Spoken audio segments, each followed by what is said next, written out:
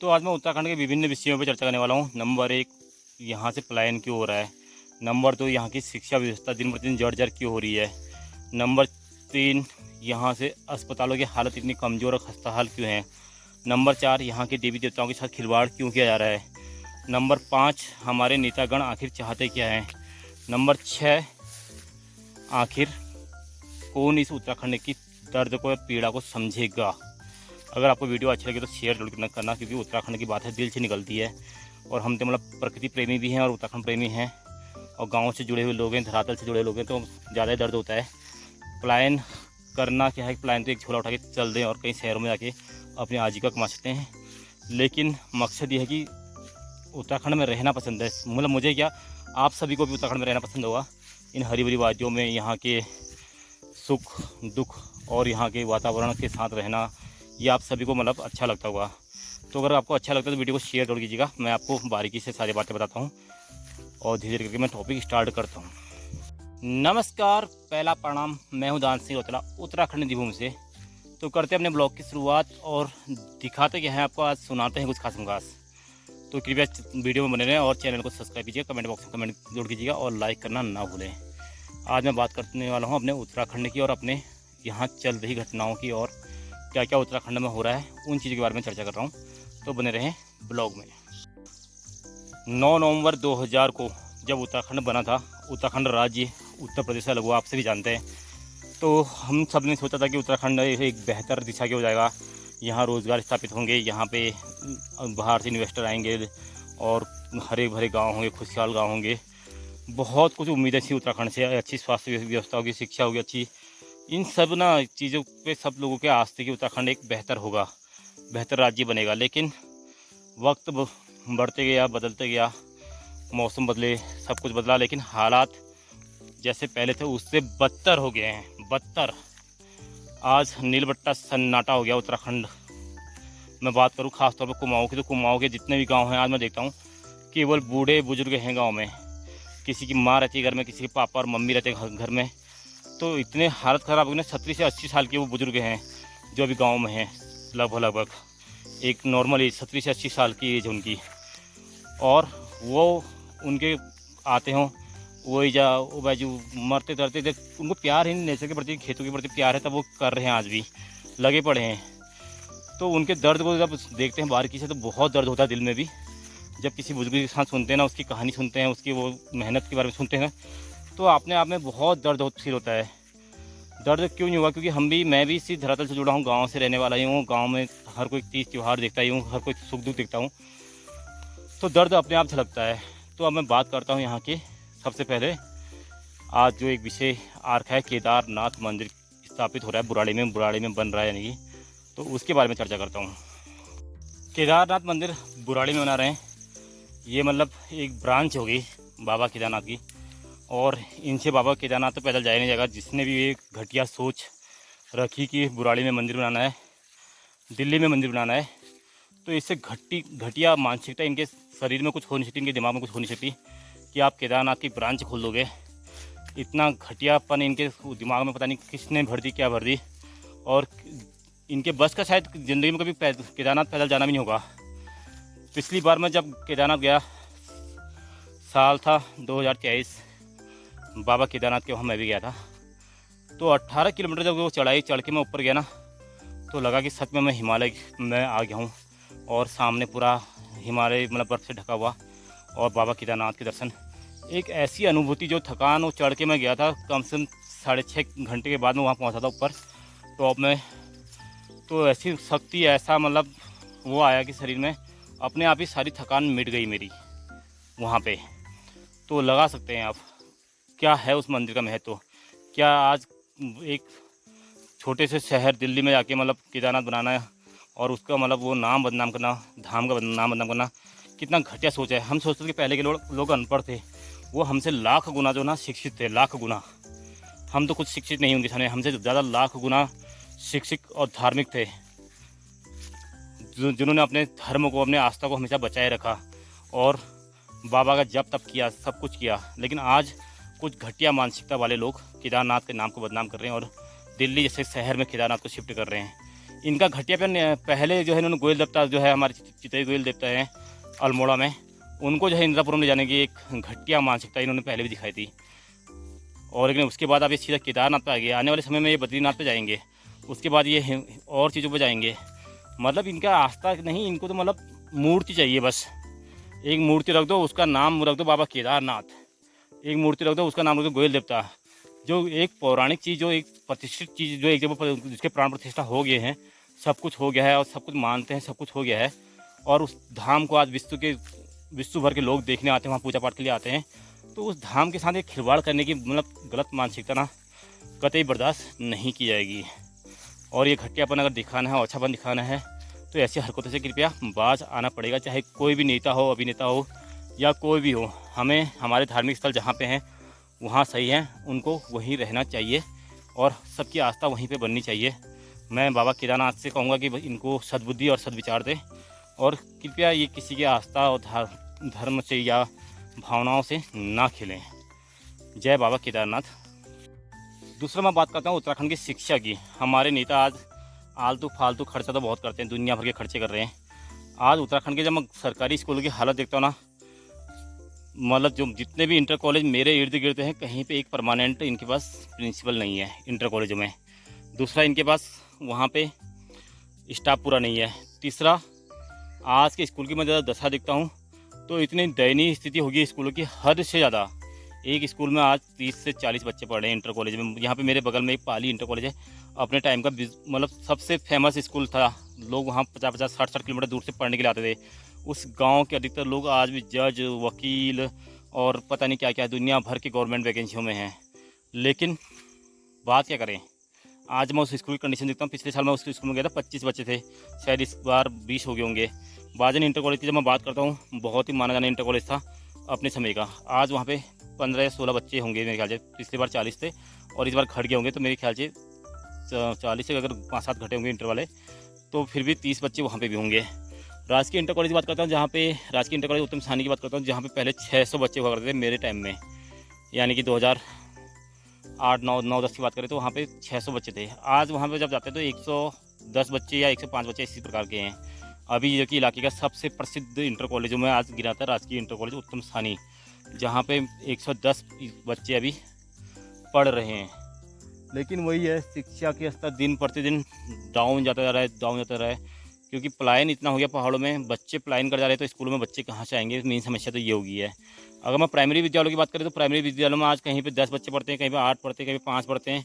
यहाँ पे एक प्राइमरी जूनियर हाई स्कूल है, यानी कि 8वीं तक का स्कूल है, 6, 7, 8, 8वीं तक का स्कूल है। यहाँ पे मुनिया चौरा में एक बच्चा पढ़ता है, एक बच्चा वहाँ पे लगा लीजिए। एक बच्चे को वहाँ पे पढ़ाने के लिए 2-2 टीचर रखे हैं मुनिया चौरा के जो है जूनियर हाई स्कूल में। ये कंडीशन इनके शिक्षा व्यवस्था की होगी है। अगर इन्हीं सभी स्कूलों को, अगर जो निकटवर्ती स्कूल हैं, तकोल्टी भी है, ये जितने भी स्कूल हैं, एक स्कूल में मर्ज कर दें, इनको एक ही स्कूल में मतलब डाइवर्ट कर दें, वहाँ पे बस सुविधा कर दें। जो जैसे स्कूल पाली से एक बस सीधा उत्तम सानी के लिए कर दें, तकोल्टी से एक बस उत्तम सानी के लिए कर दें, एक बस जो है इधर नागार्जुन से कर दें, एक जगह एक स्कूल को बना दें और उसको वहीं सारे टीचरों को मतलब कार्यरत करते हैं, तो वो स्कूल की मतलब व्यवस्था और उस स्कूल की मतलब पढ़ाई की क्षमता सब कुछ बढ़ जाएगी, अपने आप बढ़ जाएगी ऑटोमेटिक। लेकिन इस सरकार जो है स्कूलों को मर्ज करने के लिए तैयार नहीं है। बस वही है, 5 टीचर रख दो इंटर कॉलेज में, 6 रख दो, 10, 7 रख दो, उन्हीं से घिस के उनको टीचरों को भी जो है कार्य लोड उन पर ज़्यादा होता है। क्योंकि अगर एक स्कूल में 7 टीचर भी होंगे तो क्लासें 8 हो जाती हैं, कहीं पे साइंस होता है, कहीं पे आल साइड होती है, कहीं पे क्या होता है, तो वो भिन्न भिन्न प्रकार के हो जाते हैं। और फिर A1, A class, B class होता है, जैसे पहले से होते थे, वो अभी चलता है, साइंस सेट, आल सेट। फिर 9वीं 10वीं में होता था उस टाइम प्राइमरी गणित और साइंस होता था, लेकिन अब तो वो नहीं है, अब तो मतलब कंपल्सरी एक ही है। लेकिन उसमें से भी जो टीचर होते हैं ना, 8-10 होते हैं, कोई इलेक्शन ड्यूटी में, कोई जनगणना में, कोई किस में 4-5 टीचर तो उसमें से हमेशा बाहर ही रहते हैं, कोई छुट्टियों में, तो नहीं हो पाती वो व्यवस्था। 10 टीचरों में नहीं हो पाती। पहले से स्कूलों में टीचर होते थे 24, 26, 22 टीचर तो मैंने भी देखे थे कि स्कूल में जब हम पढ़ते थे उस टाइम 22 टीचर थे, लेकिन आज 12, 8, 7, 6 पे आ गए हैं। ऐसी तो कंडीशन स्कूलों की कर दी इन्होंने। फिर मैं बात करता हूँ यहाँ की जो मतलब वन संपदा है, वन संपदा के बारे में बात करता हूँ। जो यहाँ पे कीमती और किफ़ायती लकड़ी है ना, उनकी जो है पूरा तहस नहस कर दिया इन्होंने। जो गम के पेड़ थे, गम के पेड़ आज तुम्हें बहुत कम दिखेंगे। आप उसको जानते होंगे, किसी दूसरे नाम से भी होगा, लिटमस या कुछ नाम से भी होगा। तो वो पेड़ आज पूरे पहाड़ों से गायब हो गया। पहाड़ों में केवल चीड़ बचा दिया। चीड़ को काटने के लिए भी रोक है, चीड़ को कुछ करने के लिए भी रोक है, सब कुछ के लिए मतलब प्रतिबंधित है चीड़ काटना। अगर चीड़ को हम चाहते हैं चीड़ मिटा के अगर ये उसको फलदार में तब्दील करें या फिर उसको जो है चौड़ी पत्ती में तब्दील करें, तो पहाड़ों का मौसम आज दिन प्रतिदिन बदलता जा रहा है। जहाँ बर्फ़ पड़ती थी आज वहाँ अत्यधिक गर्मी पड़नी शुरू हो गई है। ऐसे तो इन्होंने पहाड़ी क्लाइमेट के साथ छेड़छाड़ कर दी है। चीड़ दुनिया भर के अभी प्लांटेशन हो रहा है, ठीक है। अभी जो ये वर्षा ऋतु चल रही है, सावन का महीना चल रहा है, प्लांटेशन दुनिया भर का करोड़ों अरबों रुपया खर्च हो रहा है नाबार्ड के सहारे से या फिर वर्ल्ड बैंक के सहारे से या फिर दुनिया भर के जो संस्थाएं हैं उनके सहारे से करोड़ों अरबों रुपये का खेल हो रहा है। लेकिन वही वन संपदा जब हम आते हैं, गर्मी आती शुरू होती है, अब मार्च से गर्मी शुरू होती है और मार्च से जंगलों में आग लगनी शुरू हो जाती है। तो उस आग को बुझाने के लिए इन पर व्यवस्था नहीं है, लेकिन अभी पेड़ लगाने के लिए पूरी व्यवस्था है, ताकि आग से अगर वो पेड़ बढ़ जाते हैं ना, जो पेड़ वहाँ प्लांटेशन हो रहा है, तो आने वाले शायद टाइम में जंगल बदल जाते, चौड़ी पत्ती के वृक्ष लग जाते, फलदार पेड़ लग जाते। लेकिन ये सरकार चाहती नहीं कि ये फलदार पेड़ लगे, ये फलदार पेड़ उपजे, ये चाहती नहीं है। ये चाहती कि चीड़ रहे, चीड़ से इनका कारोबार बढ़ता है, चीड़ से इनको मिलता है लीसा, यानी कि कमाई का एक जरिया। जितने भी ये मैं इनको तस्करी कह सकता हूँ, लीची के ठेकेदार हैं जितने भी, वो लोगों को फ़ायदा होता है, ठीक, सरकार को फ़ायदा होता है लीची से। फलदार पेड़ों से और चौड़ी पत्ती पेड़ों से इनको कोई फ़ायदा नहीं होता है, क्योंकि इन्होंने तो रहना है एसी वाले रूमों में, और एसी वाले रूमों में रहेंगे तो इनको क्लाइमेट से कोई मतलब है नहीं कि पर्यावरण जाए भाड़ में। इनका मकसद होता है केवल ये। लेकिन नीतियाँ इनकी बन सकती हैं, वो आग बुझाने की नीतियाँ। और इस बार तुमने देखा होगा उत्तराखंड में सर्वाधिक एक दिन में 40-40, 50-50 जंगल धधक रहे थे गर्मी के टाइम में, लेकिन कोई नीति इनके पास नहीं है स्पष्ट। बात करता हूँ जंगली जानवरों की। देखिए मेरे इर्द गिर्द क्या है माहौल है जहाँ से मैं भी गुजर रहा हूँ। जंगली जानवर दिन प्रतिदिन तेंदुआ या बाघ कुछ ना कुछ नुकसान कर ही रहा है। कभी किसी की गाय मार रहा है, कभी किसी की भैंस मार रहा है, कभी किसी का पालतू जानवर कुत्ता उठा के ले जा रहा है, यहाँ तक कि आदमियों तक भी मार जा रहा है। जंगली जानवरों के कारण से सूअर है, पूरे उत्तराखंड की जो है खेती अभी चौपट कर दी है सूअर ने। लेकिन सूअर के लिए जो है पिछले 5-7 साल से बहुत तेज़ आवाज़ उठ रही है, लेकिन वही है, आज तक सूअर के लिए इनके पास कोई नीति नहीं है। क्योंकि अगर ये खेती करते, इनके परिवार में कोई खेती करता, तो उसके दर्द को ये समझते। आज खेती करने वाले किसान, मैं तो धन्य करता हूँ महिलाओं को, उत्तराखंड की महिलाओं को, जो इतनी सशक्त, इतनी मजबूत है। उन्होंने अभी तक हार नहीं मानी है। भले मेरी माँ है, मेरी माँ ने भी हार नहीं मानने की है। 65 साल उम्र हो गई है, लेकिन एक खेत को 2-2, 3-3 बार गोड़ चुकी है। 12 यानी कि लगभग 1500 रुपये हल बहाने के दिए। हल बहाने से फ़ायदा क्या?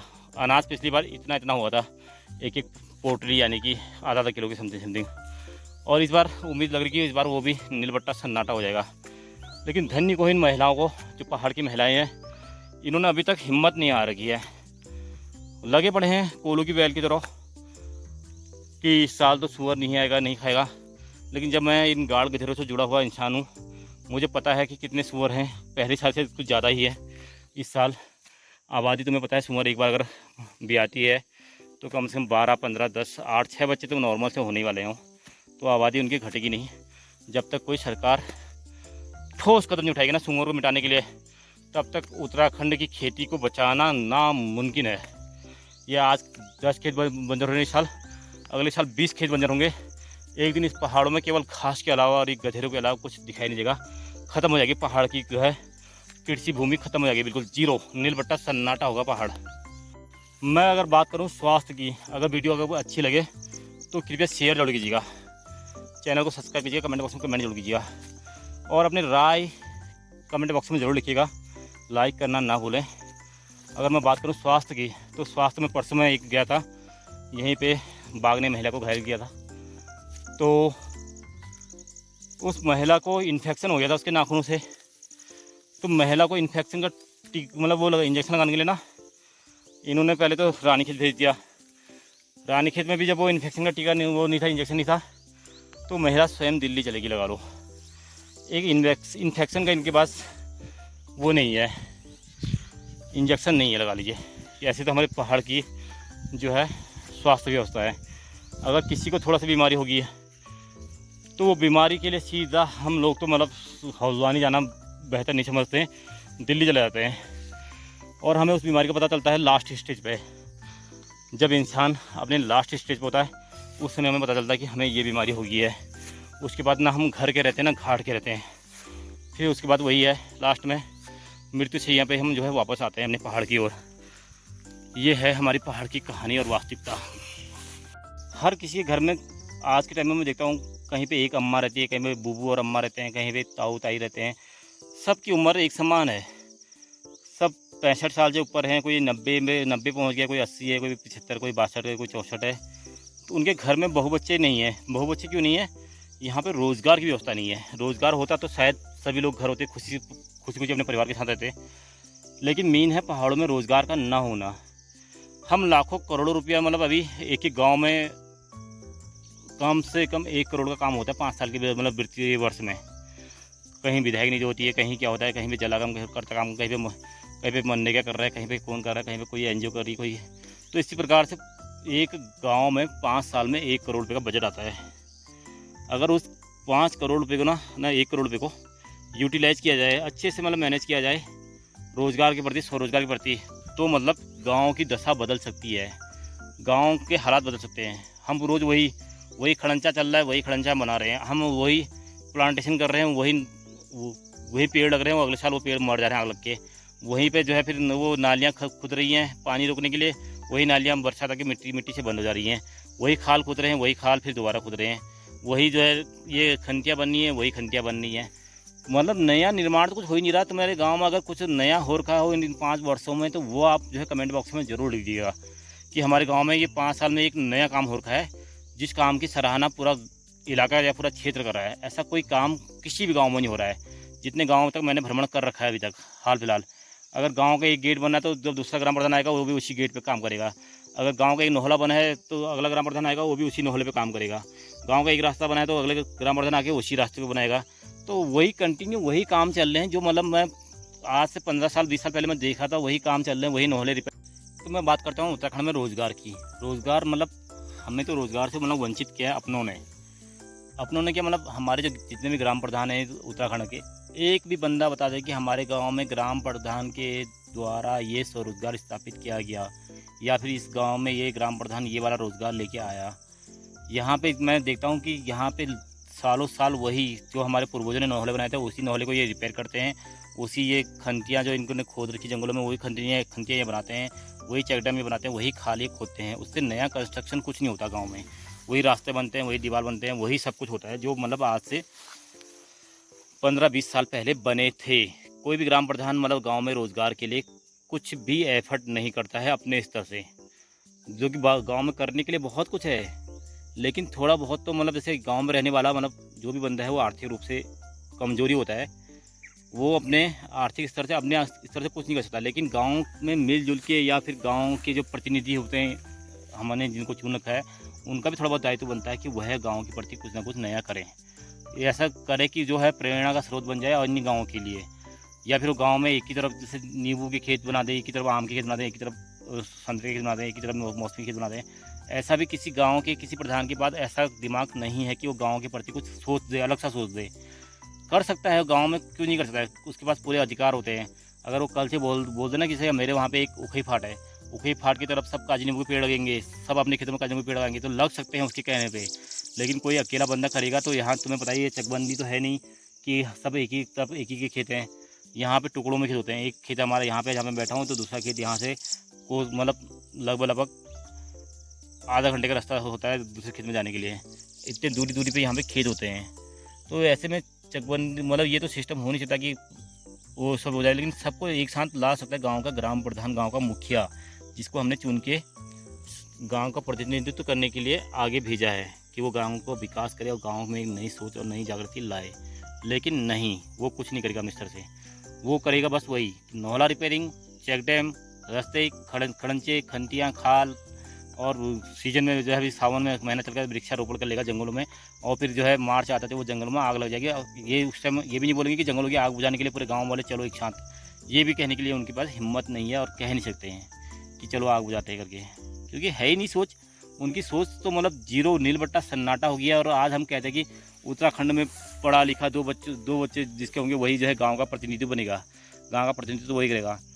वो इससे कई गुना अच्छे तो हमारे वो थे जो मतलब पूर्वज थे, उनके पास एक नई सोच थी। भले वो अनपढ़ थे लेकिन उनके पास था कुछ, एक दिमाग की कुछ कर गुजरने की मतलब मंशा थी। उन्होंने जितना भी विकास किया ना, आज धनी है हमारे गांव में, इतने नहले, इतने धारे, इतना कुछ रास्ते, भैंसों के लिए पीने के लिए पानी की व्यवस्था, सब कुछ उन्होंने व्यवस्था अरेंजमेंट कर रखी है। लेकिन आज के जनप्रतिनिधि तो मुझे अनपढ़ से गवार से गवार रखते हैं, क्योंकि उनकी मानसिकता ही नहीं है गाँव के विकास के लिए, गाँव की सोच के लिए। जबकि एक गाँव में 5 साल में कम से कम 1 करोड़ रुपये खर्च होता है। चाहे भले वो आजकल दुनिया भर के एनजीओ आती है, दुनिया भर के मतलब ये तुम्हारी जलागम जल संस्थाएँ काम करती हैं, दुनिया भर का मतलब केंद्र सरकार पैसा दे रही है, दुनिया भर का राज्य सरकार पैसा खर्च कर रही है गाँव के विकास के लिए। लेकिन कोई नया सोच, नया विकास कार्य ग्राम प्रधान जब सोच के देगा, आगे प्रस्तावित करके देगा, तभी तो वो बन पाएगा। गाँव में प्रस्ताव रजिस्टर होता है गाँव का, उसमें पहले लिखा जाता है कि ये चीज़ गाँव में होना है, वही उसी विषय पे काम होता है पूरा।